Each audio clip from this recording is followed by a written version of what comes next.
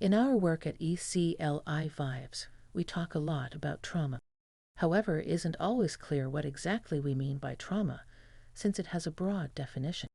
It's important to understand what we mean, where it comes from, and what its effects are, so that we can prevent and decrease incidents to create happier, safer, and healthier lives for all. When we understand trauma, we can begin to understand and address the many issues affecting our communities. This is why a trauma-informed approach is so important to us. And since a lot of the work of preventing, decreasing, and addressing trauma comes from community and individual interventions aimed at ending cycles, we value community-based and holistic approaches as well.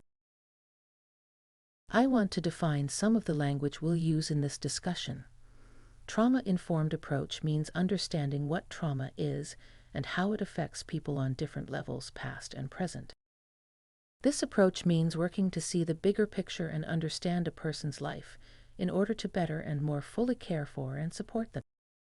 Community-based approach, this means we understand the different roles community can play in trauma, enabling, healing, preventing. It also means understanding that people with lived experience are the experts in their own lives, and so we should follow the lead of the needs, wants, and goals of the communities we work with. So, in our approach, building community is a central focus on different levels: community education, community resources, community-led, etc. Holistic intersectional approach. Holistic means believing that parts of something are all connected and can be explained only by looking at the whole, the bigger picture.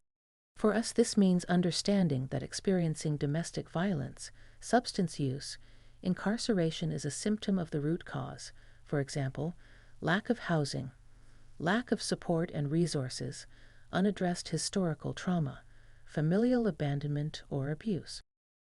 Not looking at it on its own, but instead as part of a bigger system of issues. With this approach, we can address the underlying causes, not just the presenting symptom. So, what is trauma? In our work, we think of trauma as lasting effects or responses that come from living through a distressing event. Living through a traumatic event can have many effects, including harm to one's sense of self, safety, the ability to regulate emotions and navigate relationships, and other brain processes, judgment, and decision-making. Under our definition, many things are considered trauma. We most commonly work with the following forms of trauma: domestic violence, sexual assault, child abuse, neglect, human trafficking, housing insecurity, food insecurity, substance use, criminal justice system involvement, harassment, and discrimination. If we think back to the holistic approach, these are the bigger issues that underlie the symptom. For example, one of the main issues we see is domestic violence. We can't look at someone's current domestic violence situation without looking at the rest of their lives. People in abusive relationships often grow up in homes where they witnessed abuse between parents or experienced abuse themselves.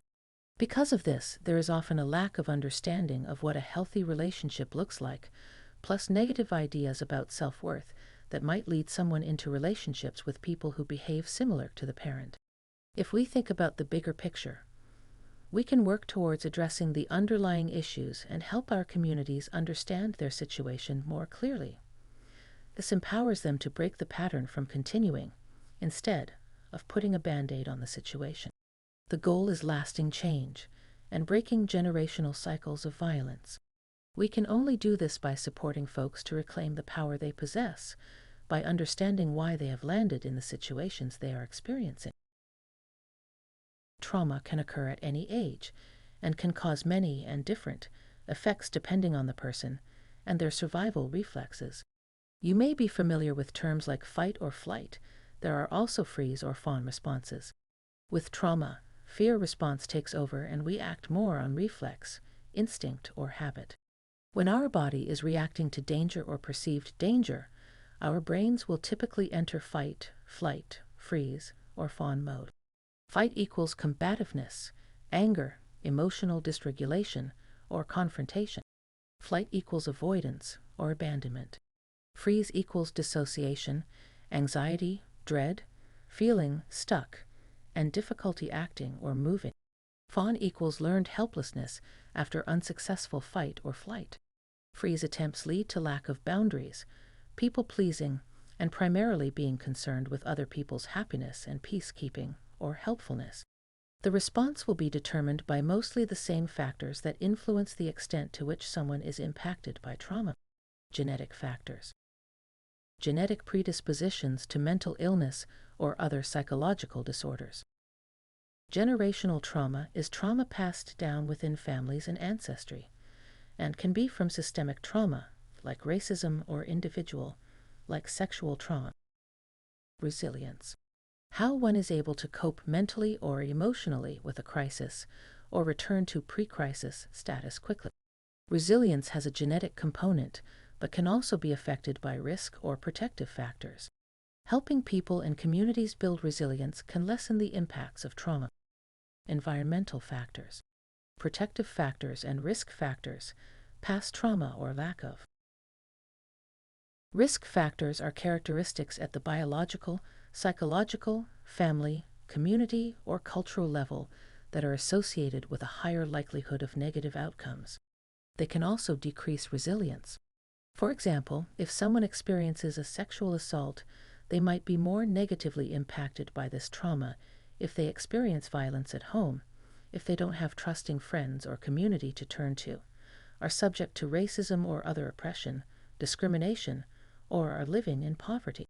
Protective factors are characteristics associated with a lower likelihood of negative outcomes or that reduce a risk factor's impact. These may be seen as positive countering events and can increase someone's resilience. In the same example, protective factors might include positive self-esteem, strong parental support, and safe access to community resources. These things may lessen the impact of the trauma. Some factors are unchangeable, and some can vary over time. For example, unemployment and homelessness can be addressed, whereas past witnessing of violence is unchangeable. The trauma response to such events is changeable by addressing its effects and addressing other risk factors that are changeable, as well as building up protective factors. Factors are cumulative. They add up and are connected. People with some risk factors have a greater chance of experiencing even more risk factors and are also less likely to have protective factors. Trauma lives in our physical bodies and in our brains. It can interfere with the function of our body systems, cardiovascular, endocrine, gastrointestinal, etc. It can affect parts of our brains, their activity, abilities to communicate with other parts, etc. With trauma, fear response takes over and we act more on reflex, instinct, and habit. Stress hormones are released, and there are long-term effects on the heart, lungs, GI, and on our prefrontal cortex becomes impaired, meaning that our conscious and normal decision-making abilities are impaired. Exposure to a lot or long-lasting trauma can cause these situational changes to become baseline, meaning it becomes someone's normal state of being. Based on a person's survival response and how the trauma shows up, they may show a range of responsive behaviors in their daily life. It could manifest as a person being easily agitated, having trust issues, defensiveness, anxiety, depression, dissociation, and/or PTSD symptoms, substance use, or other potentially dangerous coping mechanisms. These are all a part of the brain's normal response to abnormal circumstances and its best attempt at coping, and we should not be punished, blamed, shamed for the ways that trauma affects us. Understanding the real-life effects of trauma is important so that we can understand what people are experiencing and how this informs their behaviors, decisions, and ultimately the way they move through the world. We should treat ourselves and others with compassion because you never know what others are going through, and you should be kind to yourself because you too have endured so much. When we understand this, we understand how to support people through trauma and also how to address that trauma and its causes. We can also better understand what we are experiencing. As we will see in a minute, many of us have experienced some form of trauma, even if it isn't one that would lead you to our organization for support. If you are interested in the details of trauma and its effects on the body and brain. There are great books on trauma, violence, and their impacts and effects. For further reading, The Deepest Well by Dr.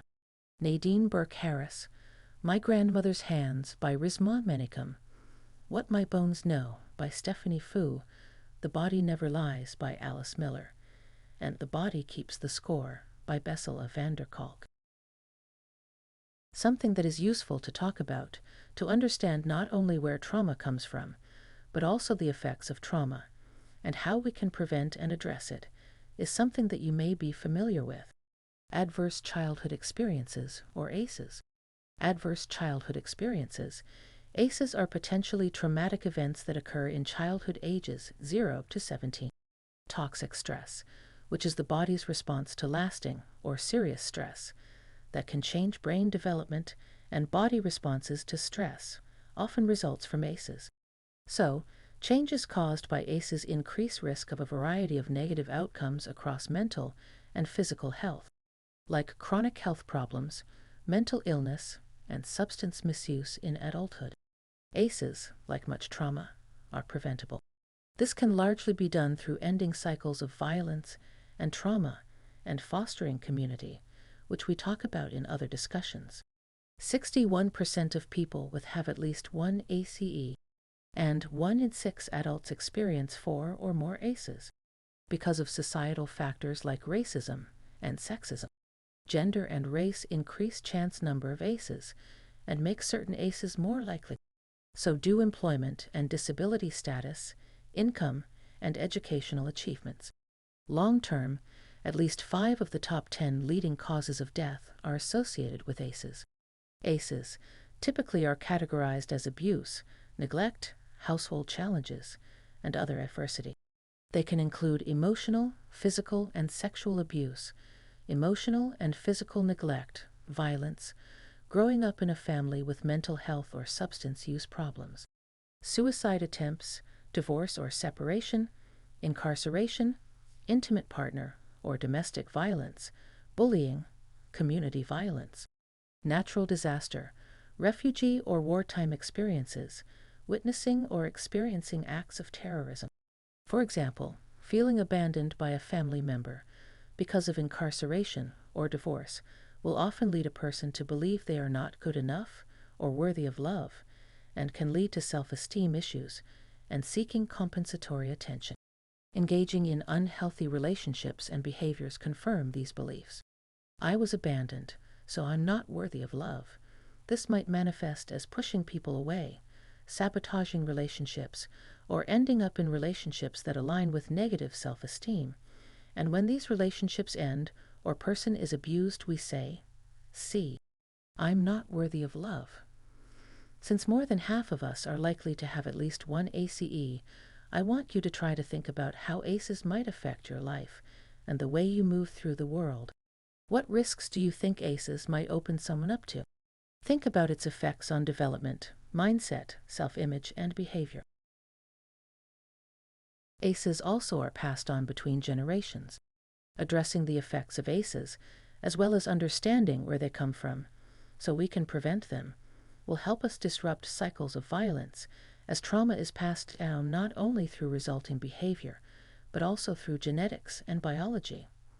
Across a lifetime, ACEs increase the risk of chronic health conditions, depression, asthma, cancer, diabetes, kidney disease, coronary heart disease, and stroke. Health risk behaviors or risky behavior, smoking, heavy drinking, substance misuse, physical inactivity, and risky sexual behavior. Social outcomes are education and employment missing out on potential and opportunities, and a lack of health insurance. Mental health conditions, depression, suicide, and attempted suicide. ACEs can be prevented and cycles of trauma broken through many interventions. By the strengthening of families' financial stability, promotion of social norms that prevent against violence, helping kids get a good educational start, teaching healthy relationships, connecting youth with caring adults, intervening to lessen immediate and long-term harms. Why should we care about preventing ACEs in other people? Why should we want to prevent ACEs in our own and our families' lives? How might your life be different without your experience of ACEs? And how might this in turn affect the lives of people around you, like your parents, children, and friends? The consequences of prevention are good for individuals, communities, and economies. There would be fewer cases of depression, heart disease, obesity, and smoking, which are public health concerns. There would be a reduction in unemployment, which will in turn decrease rates of food insecurity, unstable housing, crime rates, homelessness, and substance use. ACE-related illness accounts for estimated $748 billion in financial costs per year in North America. 10% reduction in ACEs equals $56 billion in annual savings. ACEs increase risk of things that affect our communities: crime, substance use, homelessness, gangs, family or domestic and interpersonal violence. So less ACEs and trauma equals less occurrence of the symptoms. It is more likely you have trauma than not, and that the people around you do as well. It affects us both as individuals and as communities. As we have seen, trauma is tied up with a lot of the biggest problems that face our communities: violence, crime, dysfunctional relationships, substance use, homelessness, unemployment, etc.